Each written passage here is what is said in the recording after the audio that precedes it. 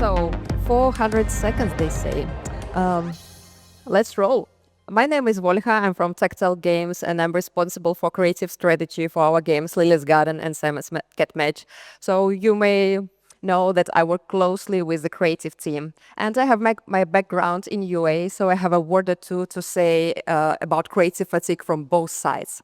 And when we are speaking about UA, creative fatigue is usually seen in numbers. You see lower IPM, higher CPI, campaigns are not scaling profitably, and sometimes we get so focused on these numbers that we really forget about something that precedes this decline.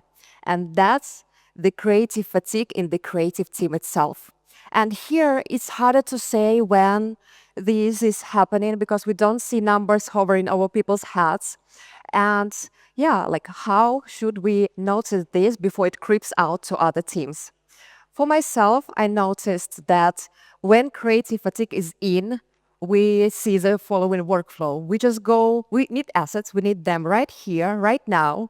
We go into marketing people tools and we look for inspiration externally rather than generating this inspiration internally.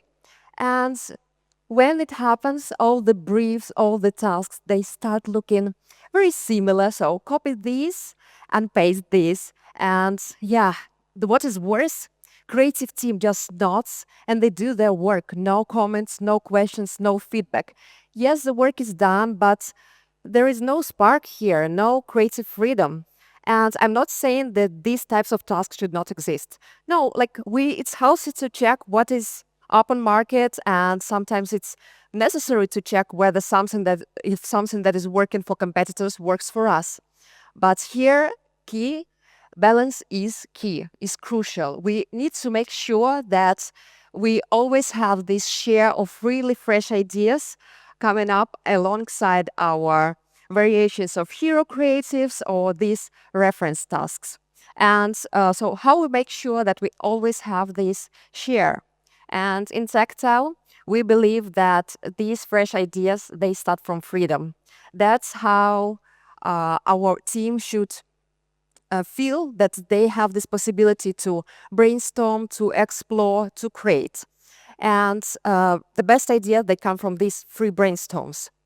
Of course, from time to time, we have brainstorms with specific targets. We need to refresh trailer or we need to think about new icon. And yes, these sessions, they are focused, they are productive in their own way. So it's like another workflow. But the best ideas, they come from so-called free brainstorms, I call them this way. And we have no specific task, we have no specific briefs. It's just our game, our audience, and that's it, and also our emotions. So sometimes we ask people to bring the example of the recent ads that triggered your emotion. Not just from mobile games, just anything that you saw and you felt wow. And we also don't limit who joins these brainstorm sessions. It can be product team, UA, creative team.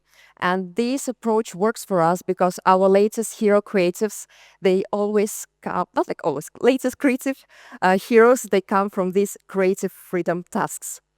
But it's not enough just to bring your creative team into the room and say, do whatever you want. They should understand how it's working, where and when our users see our ads, how UA is working, and what is marketing and how they can influence this stuff. So it's never-ending process of educating your team. On onboarding our new members, they got this session on how their assets can influence not only the creative campaign, but also the in-game engagement.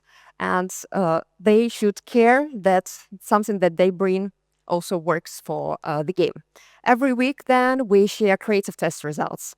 Every month, we focus on top performers. And every quarter, we enhance this data with market trends and creative direction for the next months. So it's never-ending cycle. We're always in the loop, and they have access to all the dashboards, all the data. We also foster feedback culture in our campaign, in our company. We have a company-wide workshop on how to receive and give feedback. and also what is more important, how to choose what feedback to implement and what to just ignore, because it can be all subjective. But now, when you're all equipped with this knowledge, you have this freedom where you get this inspiration. And our biggest inspiration is our players. Yeah, no surprise, they don't just play games, they have a real life to live. And just to have this glance on what is interesting for them, what they think about what worries them. For us, this main tool is survey. So that's something that we try to do every year to understand what is our active audience is right now and how we can attract very similar audience to our game. And we ask a lot of questions about who our players are, what they prefer about the game, but what is more important for the creative production is the information about how they spend their free time and what content and what media channels they consume. And so when you get this data, how you can implement it to your creative production. For example, we know that our users, they follow this particular influencer. So we check who are they? And we know that their content is all focused around wedding drama, wedding topics, wedding fights. And yes, we can implement it into our ads. And so equip your team with knowledge, give them freedom, embrace your audience. And one more advice, it's very cool to be friends with your colleagues because sometimes great idea can come up to you around lunchtime when you just discuss a reality TV show. Yes, this happens to us. Thank you. All right, next up to take on the PechaKucha challenge is growth consultant Amanda Lulewicz. Oh, thank you. All right, there we go. When you're at the start of something new, everything is exciting. You have a big vision for how things are going to go, expectations, ideas, and lots of energy. This was me at the start of the Alta Via 1, a 125-kilometer trek through the Italian Dolomites. You can see I'm full of energy and ready for the journey ahead. But after a while, things can start to look a little less bright. Challenges arise and things start to feel hard. In the middle of our early September trek, we awoke to a foot of snow on the ground with no visibility and no clear path forward. We had to trudge through without any proper snow gear. So, how do you deal with these unanticipated challenges when your team starts to slow down and maybe lose interest in the mission? So before we get into all that, just a few words about me. I have been in mobile gaming for over 12 years. And at EA, I oversaw all of the marketing for all of the lifestyle titles like Design Home, Covet, Kim Kardashian. And I spent the last 3 years at a women-led startup where we launched a gaming meets fashion e-commerce platform. So we all know the importance of maintaining a healthy flow of new creative. Creative is one of the few levers we still have control over as marketers to really target the audiences that we want. AI can help with the production and creative process, but we still need that initial creative spark to really make your UA successful. So how do you do that? The first step is really investing in your team. Get to know them on an individual level. Understand them as real people. The Bureau of Labor and Statistics have shown that companies that have more engaged employees outperform those that don't by 202%. So how do you do that? Understand their goals. What are their motivations? What gets them excited? How do they like to get feedback? How do they like to be recognized?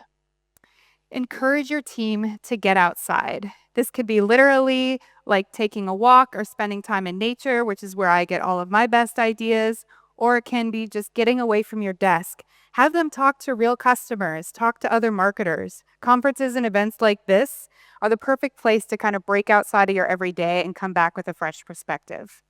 Leave your biases at the door. Especially if you've been at this for a while, it's very easy to see an idea and say, that never works. But trends and algorithms are changing all the time. So let the team test things out and try things for themselves before you shoot them down. So let's start this PechaKucha session. It will be the first time for me, so please be gentle.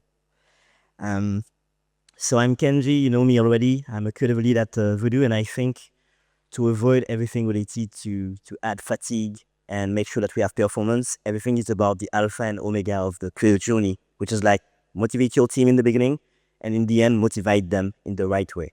If you're not doing this, I think it will be hard for you to reach the level of performance that you're expecting. So all you have to say to them is like they're special, basically, and you recruit them for specific reasons. So you bet on them, and because of that, you are saying to them that we need you in your team, basically. And to do that, you need to mention to them that they are special again, and the fact that we are similar to entertainers like TV shows.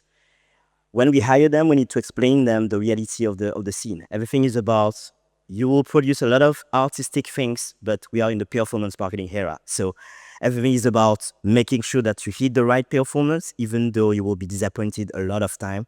We are counting on you, and this is the reason why we hired you. Another thing that we need to explain them quickly is like probably the creative team is the most, let's say, less, I would say, money-oriented team. So because of that, they tend to stay in the hidden mode. Nobody sometimes is paying attention, so they're talking about the creative, but they will recognize more the campaign itself. So because of that, we need to really invest on them and say, hey, you're not just an artist, basically. You're more than this. You're like a social listener. You're like someone that is like a benchmarker. You're like having neuroscience to do. So we need to explain them that, okay, you're doing this creative, but at the end of the day, you're more than this. And the only thing that remains to make sure that we can hit this point is we cannot do nothing without you guys. So again, we say to them that they're special. If we need to wrap it up, it's like you're part of the team, but you're the money maker somehow. Even though you're not the guy that is the performance driven in terms of figures and everything, you're the guy that is making the things change. Everything is about for the creative journey and motivate them to say that, like in basketball, you have like tons of tactics, basically. When you need to make a shot, you have millions of possibilities, and it's the same for a creative. And all you have to do is select the right one to make sure that you're a clutch player when you're within your team to make sure that you can have the right performance. Another thing that is happening along the way that is about motivating them is it's not just about being a trend spotter. Everything is like thinking out of the box, making sure that you can drive everything that you can in a meaningful way to crack this performance. And to crack it, you will need to have disruptive approaches, and we need to format them, I will say, in their mind for this. In the end, we need to say to them that they are like superheroes. And because they are superheroes, they will need to basically meet the deadlines, sometimes even shorten them if needed. And because of that, we need to say that they are superpowers. Everything like templates, automation, AI is part of the superpower that they have. So like that, we can say that they are Flash. And because they're Flash doesn't mean that they won't fail, even though they're like superheroes. Along the way, what will happen is failure is king. They will face 95% of their creative will go to the graveyard, but they will learn a lot from it. And thanks to that, they will be the high performers that we will believe in when we are recruiting them. We need to reassure the fact that excellence mindset is there. So everything is about not being satisfied to be top 2. Like when you're playing Fortnite, right? It's not about being top 2. So everything is like you crack a top performing creative, let's crack a country, and then let's crack the app, let's crack something else. What I need to say to my team every time is like, you will be the best guy when you will really, really eat the performance on the market side. For the motivation, we talk about it right now, but I think it's going pair with everything with recognition.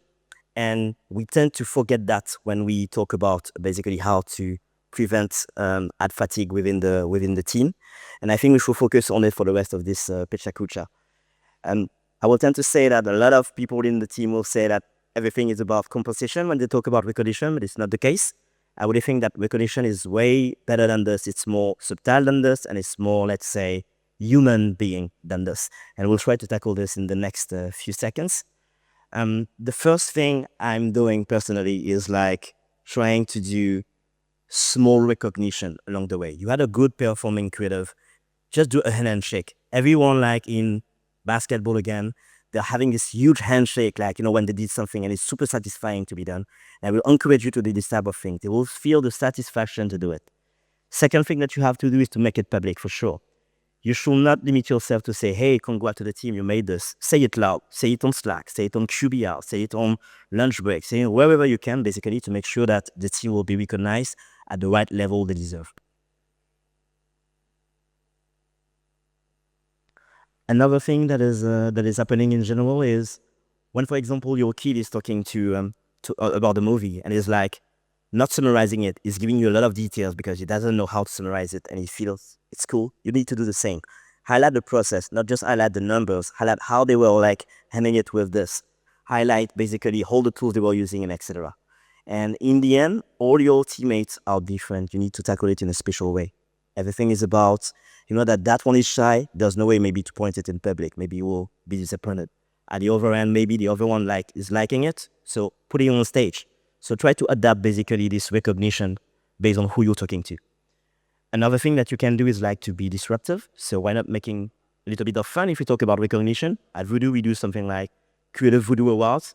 So like letting all the teammates participate into this and they are deciding who is winning. So it's like a fair competition, but it's a pure moment of recognition and of fun, to be fair, within the team. And I used to say, at the end of the day, everything is about working hard and playing hard. So you cannot be recognizing them without having right momentum with them. So when you have any seminars, again, QBRs, parties, do not hesitate to say it loud, whispering in their ears, hey, you made a great job when you were doing it. That's pretty much it. And I will have to say, the final thing you should always do is thank them to do this job. And also thank you guys to listen to me for this PechaKucha and Peter to invite me today on stage. That's it. Thank you, Kenjy.